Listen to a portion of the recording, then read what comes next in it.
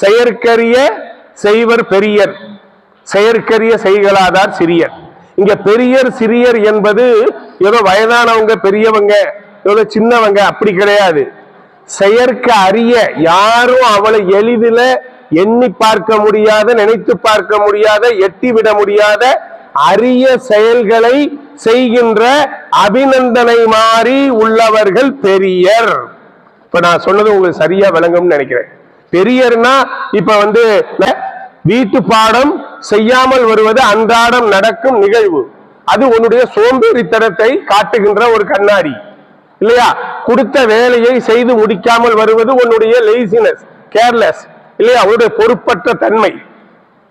இதெல்லாம் மீறி, இதற்கு மீறி நீ கொடுத்த வேலையை முதல் தரமாக, முதல் வரிசையில முன்மாதிரியான மாணவனா அந்த அரிய விஷயத்தை நீ செய்தால் நீதான் செயற்கு அரிய செயலை செய்த மாணவன். அப்ப நான் சொல்றது புரியுதா? இப்ப செயற்கு அரிய செயலை செய்பவர் பெரியர், செயற்கு அரிய செய்களாதார் சிறியர்.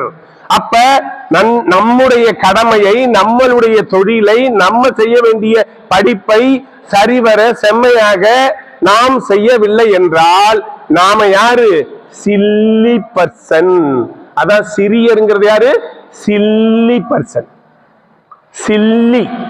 சோ நாமெல்லாம் அந்த சில்லிய தள்ளி நாமெல்லாம் நல்ல முதல் தரமான மாணவர் அப்படிங்கிறத நம்ம செயல் வழியாக தான் நம்ம காட்ட முடியும், வார்த்தையில இல்லை.